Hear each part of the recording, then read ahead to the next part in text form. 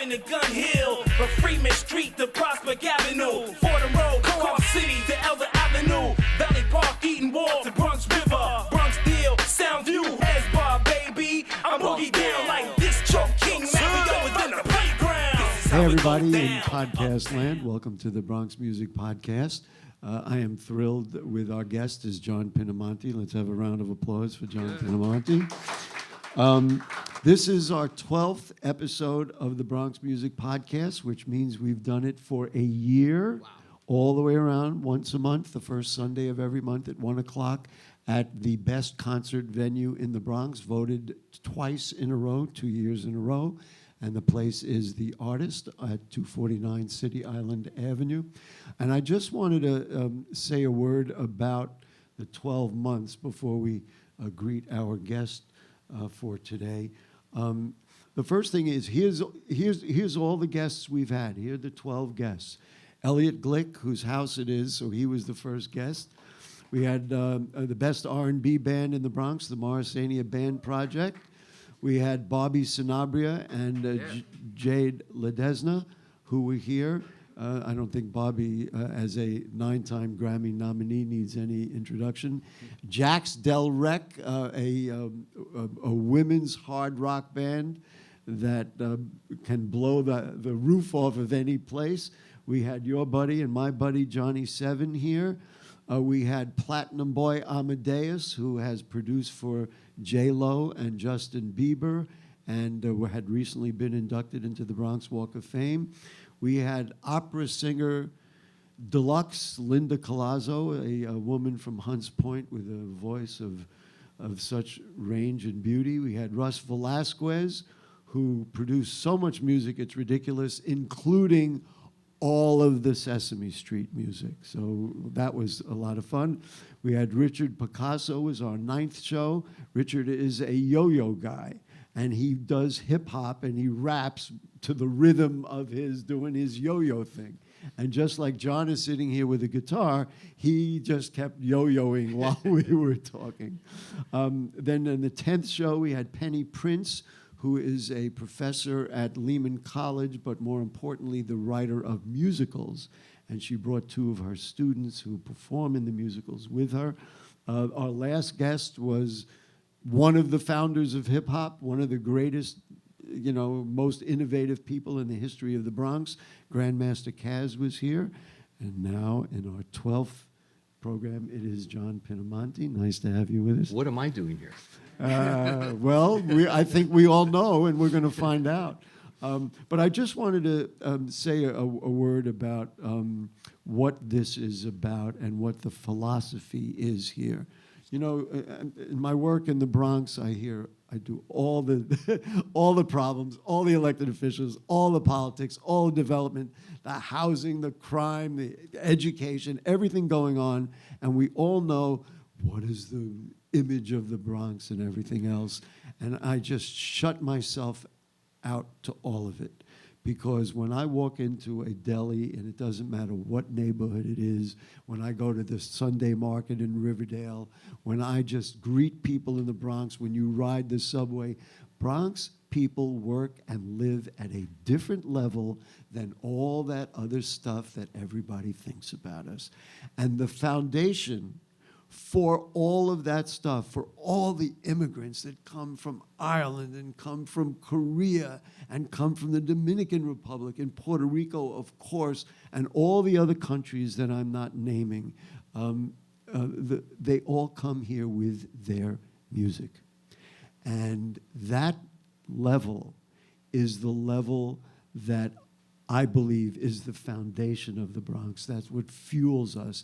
And that's why, to me, and I think to many people, this Bronx Music Podcast is so important. And that's why I read that list. Look at all the music that's here. It's everywhere. And a universal, I say there are 2 universals in the Bronx. One is every community wants to have a local food market. They want to have what our friend Shira, who's here, put together in Riverdale. Everybody wants to have a local food source that they can get good food. And the second thing everybody wants, they want their kids to play music, and they want to hear the music of their cultures. And that's what energizes us in the Bronx. And so I have been blessed to be able to surround myself with people who are real human beings that understand stuff at that level, as opposed to, gee, the Bronx and all of this stuff that's happening as Jenny's sweets are being served here to the people here at the Artist. And that's why I work with people like Elliot Glick and Monica Glick and George Williams and Joshua Cruz, who's our production assistant, and because these are real human beings that understand all that stuff at that level. And so on that note, I want to say hi to John Pinamonti. How's it going, man? We're doing good. Yeah. So let's see. I got pages of notes that I told you I'm probably not going to refer to. You come to us from the West Coast, right? Yes. Oregon? Oregon. Excuse me, Oregon. I talk Bronx. Oregon, and then you went to another foreign country, and it's called Brooklyn, and that was another whole story. You are, I could probably read, here's what, let's see, one writer, you sent me the article, the guy who writes for the Star Review. A typical John Pinamonti show will consist of a stripped-down band, drums, bass, and another talented guitar picker, with John doing all of the singing. The songs themselves will mostly be his own, with a healthy smattering of tasty covers by the likes of Snooks Eaglin, Tom Waits, Mickey Newberry, Jimmy Reed, Neil Young, and even the Ramones, to name a few. And so what I like to do with these is start with the worst question and get it out of the way. You're a financial advisor? I am not a financial advisor. You work in the financial industry? Get close to that microphone. Don't be shy. I work in the financial industry, but I work for financial people. So don't ask for any stock tips. And how does that play in the fact that you can't live unless you have the guitar in your lap? Well, when I moved to New York in the early 90s, I quickly realized that I didn't want to couch surf for a long time, and the gigs. Wait, say that, couch? Couch surf. That's the reference for when you don't have a place to live, so you crash at somebody's house for a few weeks. I just learned something. You guys ever heard that term before? Yeah. So it's only Gary. Yeah. He didn't know. Okay. So I'm good with it. We were talking earlier before this thing started about the Dylan movie, and that's just out. And when Bob Dylan came to New York, it was a very different New York than when I came to New York. And I quickly realized 30 years later. Yeah, I quickly realized even then rents seemed really expensive, although now looking back they were ridiculously cheap, especially in Brooklyn. But I just realized I'm gonna have to do something to support myself. And fortunately, I got a job. There's a bunch of artists, writers, dancers, musicians that were all doing temp work for these Wall Street firms, and it paid really good hourly wage. So I just started doing that to get some money, and I just kept doing it because then it allowed me to basically finance my own music. So that job, okay, well, this is a very important thing, and even though it was my worst question, it really got down to the roots. The fact is, what you really do is the music and the singing and this, and that is, I won't tell the people you work for, but that's... Yeah, and that's what I've always done. I just realized, it became apparent. I had a few, my first record I did, I got distribution on it, so it was out in stores, and my cousin in California said, I found your album in his record store, but I made no money from that, right? And so I just realized, unless somebody comes to me and says, here's a bunch of money, go do your music, I got to figure out a way to do it and produce my own music. And also, most of the band gigs that I would play, I'm playing solo today, and I still play solo a lot, but when I would have a 4-piece band, all the money would go to the band because we didn't make enough to pay everybody an equal share. So there was many a gig that I walked out of there after tipping the bar and giving the band money that I didn't make any money at all. So what is, this gets right, when you ask the dumb question, you get where you're going. What is it about the music that you play, the music that you listen to, the music, that is all around you, that all of that, what is it about it that compels you? Well, since I've done it on my own, I can do whatever I want. And I consider myself as much as an interpreter as a writer. So, people always talk, and I'm not going to compare myself to like Sinatra or somebody like that, but people say, oh, that's a great Frank Sinatra song. Frank didn't write songs. He interpreted them, right? So what I try and do, and you'll hear me do one today that Gary asked me to do on this show, is just figure out my angle for doing songs that I like, right? And I always equate it to like an actor, doing Shakespeare or whatever. You learn the library, right? You learn the catalog, and you pick out what you like to do from there and give your own spin on it. So that's part of it. And I want to say one other thing, though. I was a professional musician before I came to New York. I taught guitar. I taught 50 students a week. I played in a touring band, and I lived in Portland, Oregon, where my rent was $175 a month. So that was all possible, right? The one time that I quit playing professionally was when I got a call to play a gig that the guy asked if I knew Spanish music. And I'm like, you mean flamenco? Or, he's like, no, like mariachi. And I said, well, I can fake classical guitar. So I go to his office, his agent, right? And he pulls out a serape and a sombrero and says, here's your costume. And it was like, so it wasn't only playing, you had to live it. It was like Dustin Hoffman and Tootsie with the tomato. If you guys remember that scene, it's like, and I just like, I'm getting paid $300 for this gig, but I look like a clown and I'm not playing. I love mariachi music, but I can't play it. So like, what am I doing? Why am I doing this? I'm doing it for money. Did you do it? I did the gig, and then that was the last time I did something where somebody told me what I had to wear and somebody told me what I had to play, and I haven't done that since. Would you like to play some mariachi music? No, I'm just kidding. Listen, I was smiling from the first sentence of what you said through that whole thing, because you made an assumption that the rest of us mortals cannot relate to. And you said, well, now that I can just do whatever I want. That makes a heck of an assumption with what you can do with a guitar for what I can do with a guitar or what anybody else who picks up the guitar. How did you go from not learning the guitar to being able to do it so that you could be at a point here now in 2025 and say, oh, I could just do whatever I want? Well, right. That's a great question, because when I was in high school, I was what you'd call a guitar geek, right? And I played in like the jazz band in high school. We had a really great instructor. An uncle gave you a guitar? Yes. Yeah, he gave me an electric guitar if I would learn. At what age? 4 chords. And I was in 7th grade, so I was, like 13? 12, 13? And very annoying, like all the other 13-year-old boys. At that time, I was as big as I am now. I was a big kid, and so they just assumed I was going to play football and basketball and all that. And I love sports, but my first attempt at playing tackle football made me decide I got to play guitar.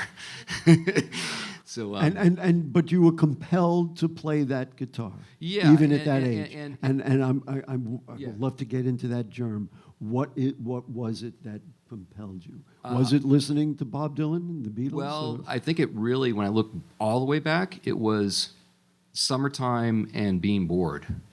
And I really I was a suburban kid, and we had our jobs we did. This was out in the West Coast? Yeah, in Portland. And, like mow lawns and, hang out with friends and all that stuff. But I just thought there's something else I got to do with this time, man. It's like, other than just, Torture yourself? Yeah, pretty much. I had one really good teacher who taught me a lot within 1 year. And when I started teaching, I did it because it helped me after college. That was a big part of my making a living. But to this day, I can sit down and show somebody in an hour what they need to go work on for the next 2 or 3 years.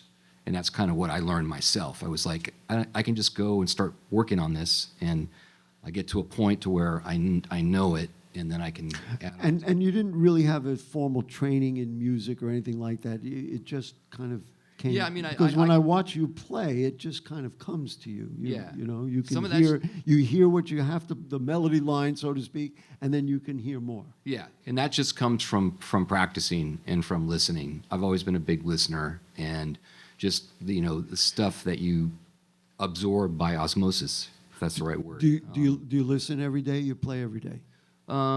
Generally, yeah. Some days I don't play. I play in my head. I spend a lot of time in the subway, so I have things I figure out in my head, and I'm like, oh, next time I pick up a guitar, I'm going to try and do that or whatever. But there's also, and it's funny, it happened to me yesterday in preparing for this show.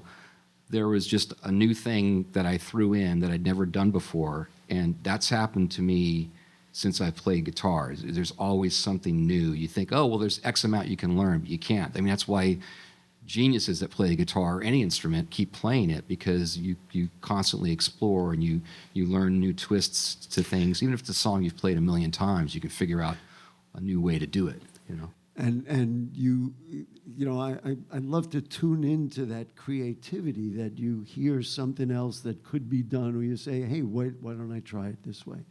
And in terms of, now you have 6 albums, CDs, 6 catalogs of music. Do you write every day? Do you sit on the subway and say, that's an idea, I can't play it here, but you know? Yes and no. I mean, generally, like, my best songs are ones that just sort of pop out, you know. But I do have. If you were Paul McCartney, you'd wake up one morning with something called scrambled eggs and turn it into yesterday. Yeah. That would work out pretty well. Exactly. Yeah. But I'm a right now, lately, and I want to say lately, in the last like several years, I've got like a lot of half-finished songs. So part of what I've been doing is going back and listening to. You know, what I now with an iPhone, it used to have a cassette player, but now with iPhone, you can just easily record ideas, right? So I just have that there. I was going to ask how you catalog those. You sing into them, or just use do the you? Voice memo. But thing you don't write them out and write out the chords? No. I just record the idea. That's kind of funny too, though, because sometimes I record it and I come back to it later, and I'm like, how did I play that? I have to figure myself out, you know, get back into that headspace. Among the many styles that you are capable of playing is a blues interpretation of whether a song or something else. The theory is, which we've heard from all the great blues players, is you got to live the blues to play the blues. Do you feel that way? That there's a part of you that expresses it, that's therapeutic, or some other way of looking at it? It definitely connects to, you know, going back to what I said about like being a bored kid, and also like, you know, everybody gets down and kind of sad, but like it gives you something to do. And like, you know, I think it was the great Ronnie Lane who said, if you have a guitar, you'll always have a friend.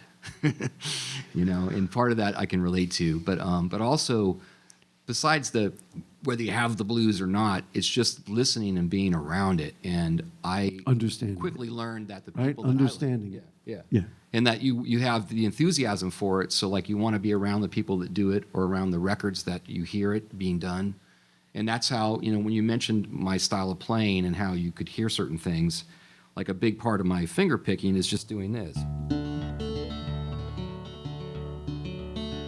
Well, I learned how to do that just from listening to Mississippi John Hurt over and over and over, and going, okay, now I can do that. Now I can go. Now I can go. And just kind of letting it roll. But you can't do that. I mean, I would do it sitting in front of the TV, just going. It's funny. I play video games while I'm watching something stupid on TV. But it's just muscle memory, you know. And once you do that and you're not thinking about it, then you can kind of let this hand go more, and it kind of just all falls together. You know, when you're being, and it's perfectly appropriate. You're being so modest. Because you make it sound like, gee, if you would just do it. Believe me, I played the guitar for many years, and I don't come anywhere near what we're hearing over here. The other thing that I noticed while you were getting set up, you have a great capacity and great understanding of the simple technical things you need to do to do your gig. Now, I know every musician needs to have it, but I have the sense that that presenting the right technical framework is important to you. Right. As my wife can attest, I am like... And she's here, by the way. We were in front of a live audience, so don't tell no stories. Yeah. Right.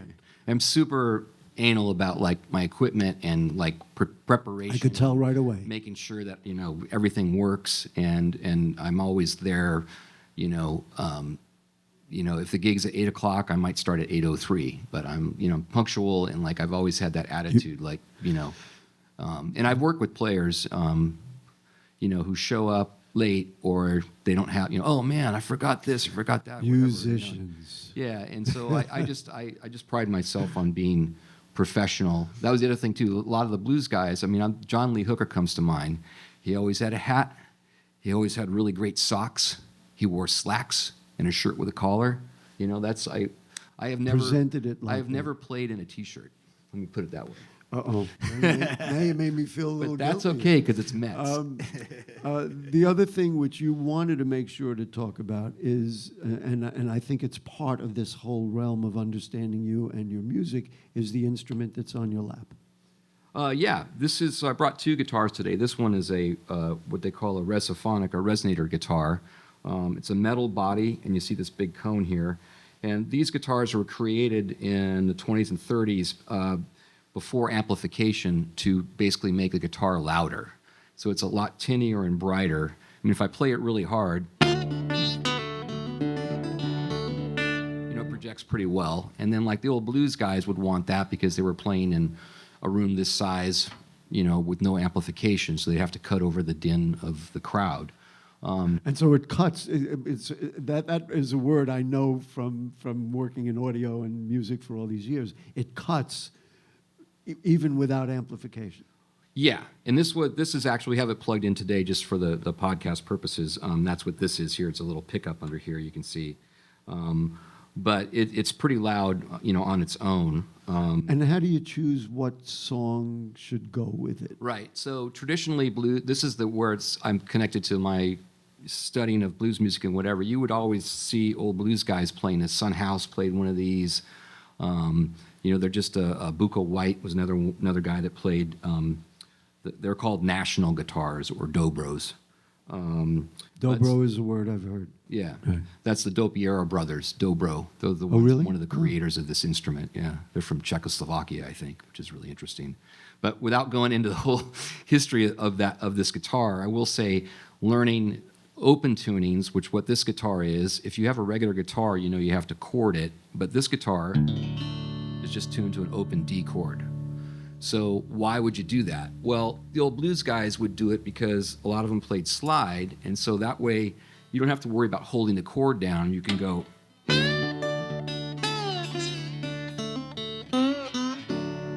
or if you're going,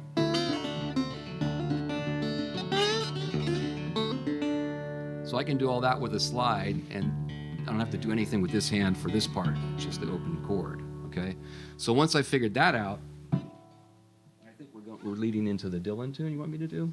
So once I figured that out... I'm going to introduce that. Yeah. So once I figured that out, one of the things I do is try and figure out different tunings, and I did a simple thing, which was drop that string all the way down, and now this is tuned D-A-D-D-A-D. So it's not major or minor, wow. If you guys know what that is. But I can make it major by going... make it minor by going. So once I figured that out, I thought I was a genius. I was like, I no don't one's think ever you're done not. this tuning. Yeah. And Listen. You are so far above where you think you are that it's just a joy. It really is a joy just to hear you talk about it. And the fact that you just assume, hey, look, this is how you do it. And you figure we could all do it, but it's because it's in your blood.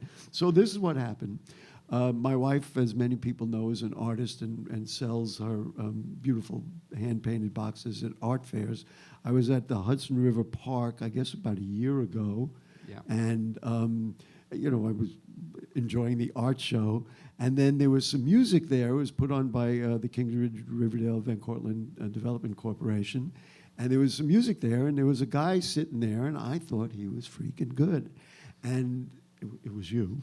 And he played a Bob Dylan song that I don't know that I've ever, number one, because of the difficulty of the guitar work, and I don't know of anyone that I've ever heard who played that song that well. And of course, from Bringing It All Back Home, it's one of, what can I tell you, Bob Dylan. And I didn't hear the name of the guy. and nobody around was, and I was helping my wife do her thing. And so I took a picture, and then months later, after we got the podcast started, I put the picture up on Facebook, and I said, hey, does anybody know this guy? And here he is today. We made it. John Pinamonti. Do you want to introduce the song, or should I introduce it, or you want to just rock away? This was a special request from Gary Axelbank. Yeah, I'll introduce it. I want to say, too, Johnny Hughes, his wife Rhonda texted me and said, Gary's looking for you. Oh, yeah, is that what happened? Oh, there you go. And like, Johnny, of course, was one of the guests here. So should I say the name of the song? Or? Yeah, this is It's All Right, Ma, I'm Only Bleeding. And don't try this at home, folks. Yeah. So you can, but the one thing I told Gary about this song is one of the things I think about in interpreting a song is, I'm going to probably play it in a bar, and there'll be people listening, but also people having fun, whatever. And some of the Dylan songs, particularly, are really long. This one's really long, and it's got a ton of words. So what I did was kind of dissect it and took out the parts that I liked and that made most sense to me in a flow. It still works, buddy. It still works. Yeah. And so it's still a Dylan song, but the other thing I did is I created a break, an instrumental break into it. So that's what made it unique for me. When I figured out that break, I was like, all right, now it's like I got my stamp on this tune. So here's the thing, you can't stop. You just have to keep doing it, and it's just so inspiring. Thanks, man. Ladies and gentlemen, John Pinamonti.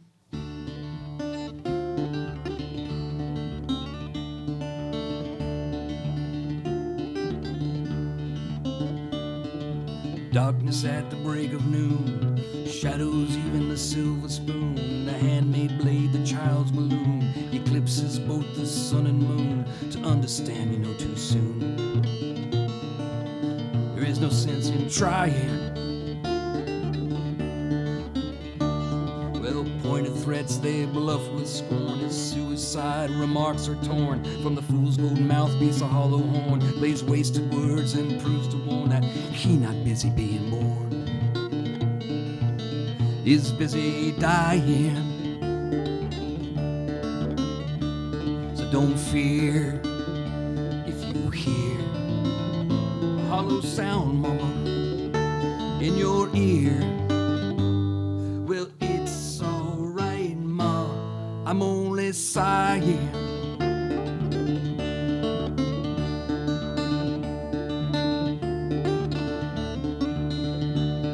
Disillusioned words like bullets bark as human gods aim for their mark. They make everything from toy guns that spark to flesh-colored Christ that glow in the dark. Well, it's easy to see without looking too far that nothing's really sacred.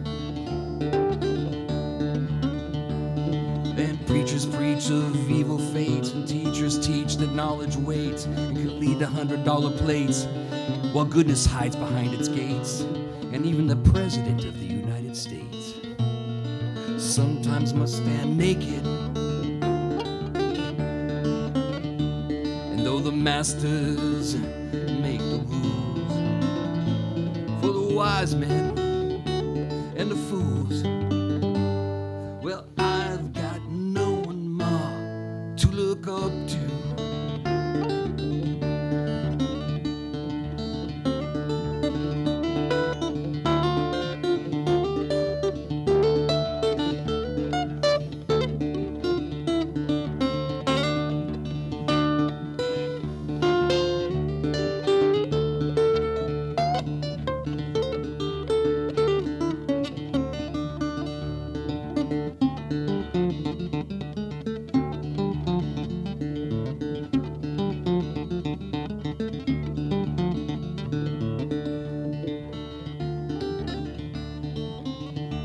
Well, advertising signs will con you into thinking that you can win what's ever been won and do what's never been done. But meanwhile, life goes on around you. Well, a question in your mind is lit, yet you know there is no answer fit. Satisfy you and show you not to quit, to keep it in your mind and not forget that it is not he or she or them or it. that you belong to. And if my thought dreams could be seen, they'd probably stick my head, baby, in a guillotine. But it's alright, ma, I'm only bleeding.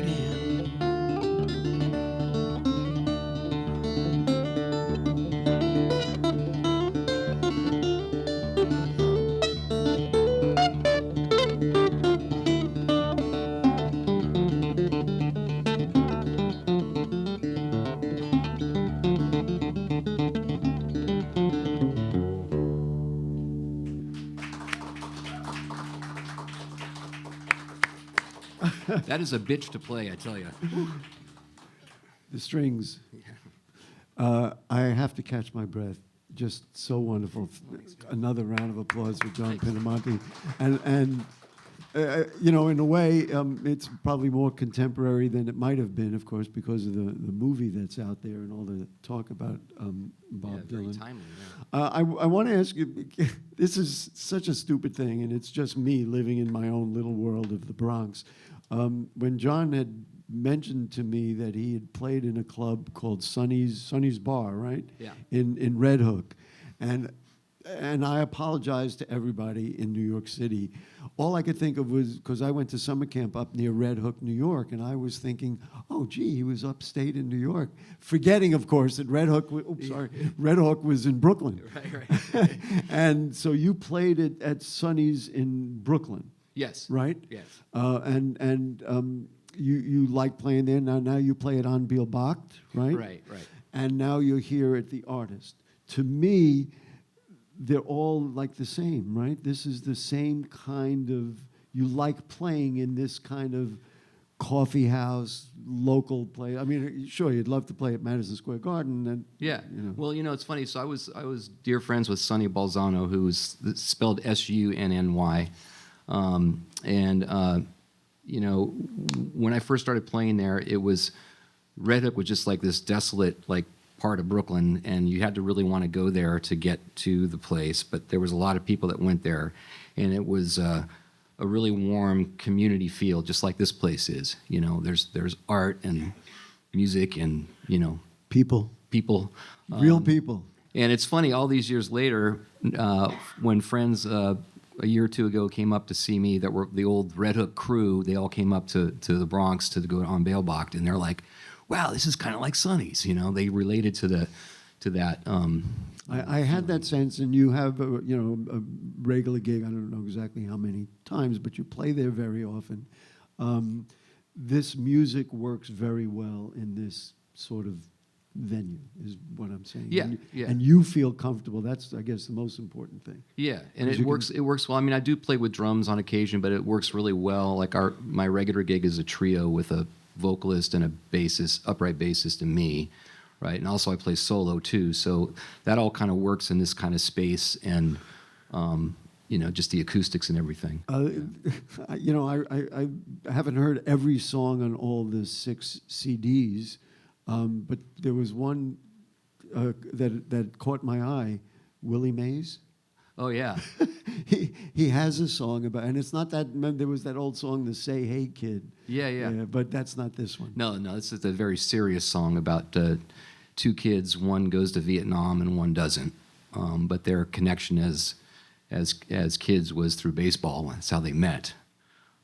So I Willie make Mays. that hero equated to like the Willie Mays hero, right? How this kid was just like Willie Mays, although he wasn't. He gave his life for the country, but you know. You have mentioned a number of artists, some who are well known, some who are not well known. Let's see, Pastures of Plenty by Woody Guthrie, Havana Affair by the Ramones, Tonight Will Be Fine, all by Leonard Cohen. Do you listen to music all the time? Yeah, I mean, like most of us, having you know, the advent of the iPhone and having all that music available now instead of on mixtapes or records or whatever. There's just thousands of songs that. And you put them on like an iPod or something on your phone? I just like shuffle on my phone sometimes. You know, I do have playlists. I have there's several collections of older stuff, like the Paramount recordings from the 20s and 30s. And you listen to that. Listen to that. It's maybe 100 songs, and it's old blues stuff. And you get musical ideas from that. Yeah. And stuff that I haven't done. I'm always looking for like the next blues song to cover, old blues song that's cool, so. You got another song you're going to play for us? Sure. Now, this one is, the first one was my choice, so if you liked it, I get a little bit. If you didn't like it, I'm sorry. But this one is now what? And you're going to be This on is a a song, traditional acoustic guitar that shows a lot of wear and tear because you've played it for years. This is my old battle axe. I've had this guitar since 1999. And you can see it's getting a little Willie Nelson action on it here, wearing out. Oh, that's impressive. I know. Communicates. Besides something. the specific wear, what make is it? It's Huss and Dalton, Jeff Huss and Mark Dalton from Virginia. I will always be able to identify this guitar because you can still see it on the inside here. The first night I played it, I was playing so loud in a loud club and hitting the guitar so hard that I cut my finger. So there's like a slash of my blood in there. Yeah, you can't really see it in there, but it's like little. If you took an infrared. Happily, I didn't see it, but that's nice. It's not a lot. It's just still there, though. It amazes me that it's still there. I'm like, okay. Nonetheless. That's when I realized I had to slow my motion down. Anyway, so this song, I was trying to decide what to do, and I decided to do a song about New York because we're in the Bronx and we're part of New York and all that. But this song kind of is closest to, not that we're talking about Bob Dylan, but since I did play that Bob Dylan song, I thought this might be a good companion to it. And it's called The City of Angles. And I was born in Angles, not angels. Yeah, I was born in Los Angeles, the city of angels. But of course, I like that little flip of the phrase there, City of Angles. And it comes from me sitting. I used to go down onto the Gowanus Canal and ride my bike down there and just hang out and write and think about things. And I was watching the new World Trade being built. You could see it up over the horizon. And I sent a photo to a friend, and he said, "New York is very much a city of angles." Meaning, everybody has an angle. It's angular, right? So I took that idea. And then also, being a music geek, I always loved kind of crazy, quirky jazz. You guys might know Thelonious Monk. You know who he is? He did like songs like...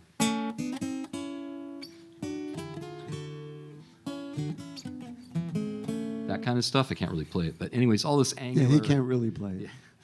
But so I took that idea of angle, and in music, there's like linear where you go, and then there's angular where you go, across that way, if that makes sense. So I took that idea and worked it into the theme, and this is called The City of Angles.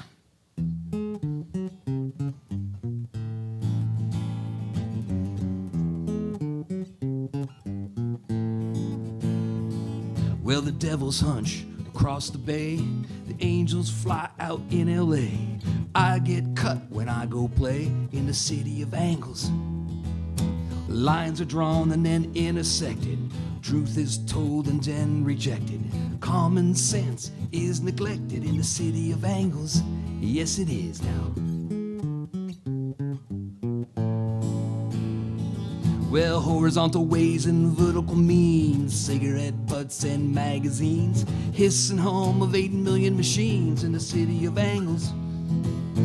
Underneath that flat top hedge is a rusted fence with a jagged edge. There's a bird of prey perched up on that ledge in the city of angles. Watch 'em now. Look out, squirrels.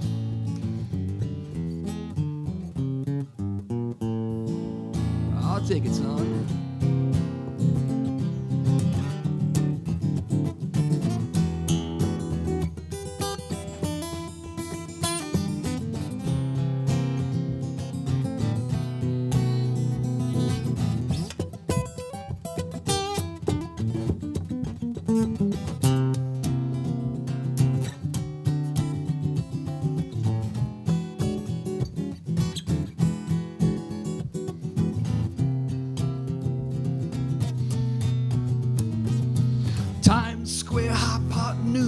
The main commodity is abuse. There's no shame and no excuse in the city of angles. There's many ways of elevation, many types of escalation, dubious anticipation in the city of angles. Yes, there is now. Taxi truck, train wheels spinning round, manhole cover steaming on the ground, sirens making that circular sound in the city of angles, where the devils hunch across the bay, the angels fly out in LA, and I get cut when I go play, so just leave me bleeding on Broadway, bleeding on Broadway, outside the Punch Bowl, bleeding on Broadway, yeah, bleeding on Broadway. Let's have a bass solo, shall we?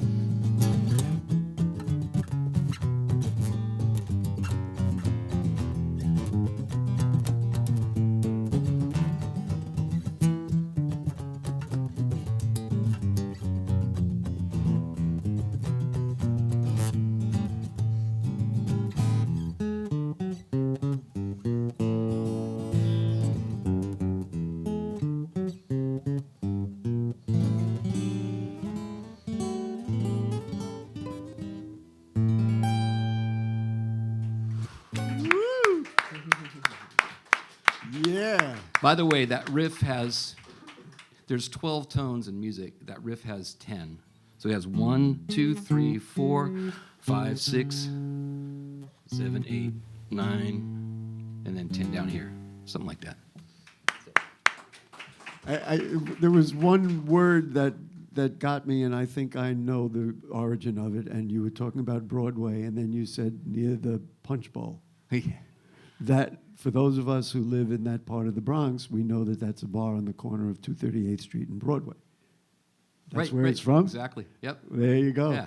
Which really is, unwittingly, you led right into what I was going to use as the next and maybe last line of questioning. We've talked about all different other places. How did we get to the Bronx, and why have you stayed here? And, let's just talk about the BX and where you're at. Cool, yeah. I just wanted to add one quick thing about that song. No, because this is... He can't resist. No, it's beautiful. You asked about that process, how I put songs together and all that kind of stuff. That song started off with one word, and that was hypotenuse. I literally looked at a map of New York, and I was looking at Times Square, and I'm like, I think that's a hypotenuse. Now, let me think back. So I wrote that word down, and then the rest of the song came. Just flew right out of me. No, it didn't. But then I started thinking about angles and circles and every kind of shapes and whatever. But anyways, yeah, as far as the Bronx goes, what you were saying earlier about the sense of community, and I'm not going to diss Brooklyn by saying this, but I lived in Brooklyn in a particularly affordable time, and also where things were happening. I played 5 or 6 places regularly, and many of them aren't there anymore. A few are, but they're harder to get gigs at now and all that. So it just seemed like a natural thing to come up here. And just so you know, I'm not like some newbie. I have played on Bailbach since 2004. That was when I first started playing. 20 years. Bronx. Yeah. There you go. 21 years. Yeah. I forget what year we are. And I played 2004. In 2014, I met my lovely wife there. And so as Sue and she is clapping for the record. As Sue and I, came to be together, and I always had friends up here. And funny, the late Johnny Gibbons, who was a beloved regular at on Bailbach, he just ribbed me about being in Brooklyn. He's like, what are you doing out there, kid? He just, every time I saw him, he'd say something about Brooklyn, which, in fun. But it just, things happen in your life. We got soul, man. Yeah. It is what I said at the beginning, and people just understand the basic communication that this is. I mean, that's the way I feel. And even coming out to here today, man, we were driving, and I said, oh my God, like this is the Bronx out here, we love it, and like God bless this place and Elliot and keeping it going, and it's just Monica and Jenny and everybody. Yeah, just another example of what's going on.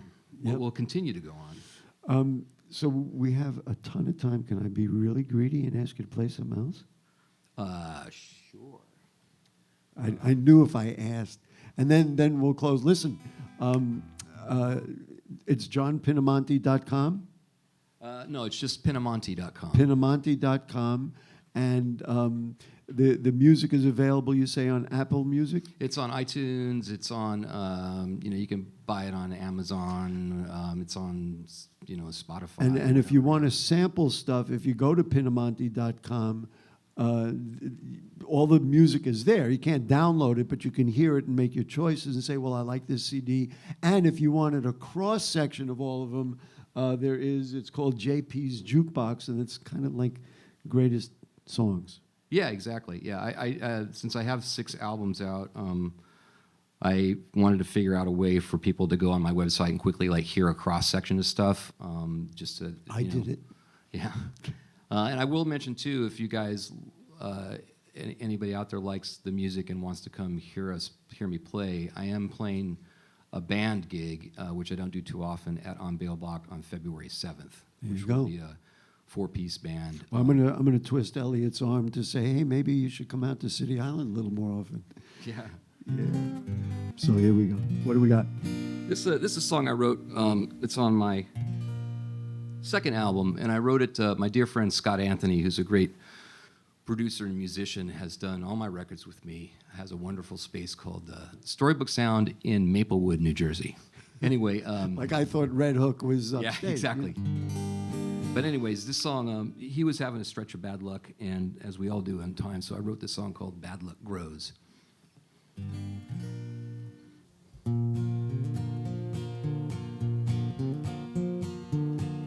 This morning I woke up and I broke my favorite coffee cup.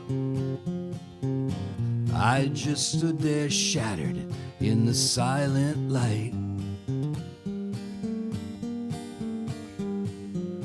I pulled myself from sleep's clutch and dreams I don't remember much, but I had a feeling that something wasn't quite right.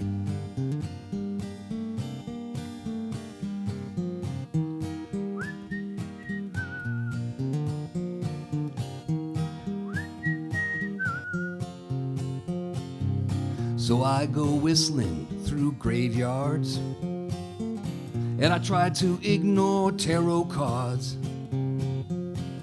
and I wish that I had a blind man's sight.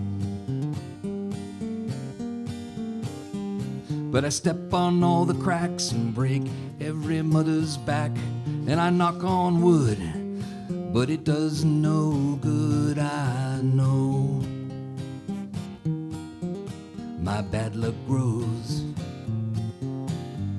My bad luck grows.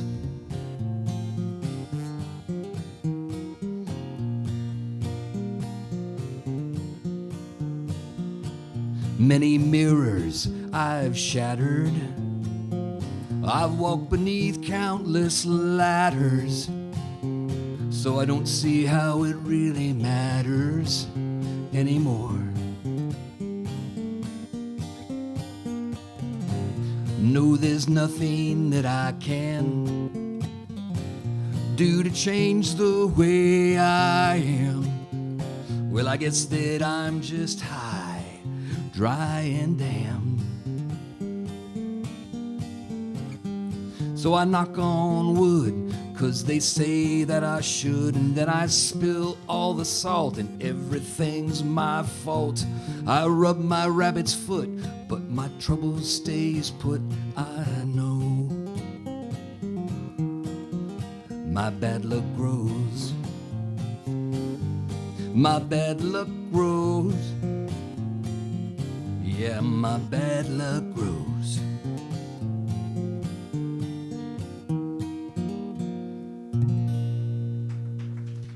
There you go. John Pinamonti. Thank you, Gary. One of the greats. Awesome. From the BX. And thanks again, Elliot and Monica from The Artist, and George Williams from Project Media Zone, and my buddy Josh Cruz is back there. And so that's it. Yeah. Next month, first Sunday of the month, we'll come up with something else. I have an idea. I can't say it yet because it's not booked, but we'll get there. Thank you so much, Thank you, everybody, Gary. for checking it out. You'll be able to see this on YouTube, on Apple Podcasts, and Spotify. You'll be able to hear it. Peace and love and music. Bronx deal, sound view, S bar, baby. I'm boogie down like this.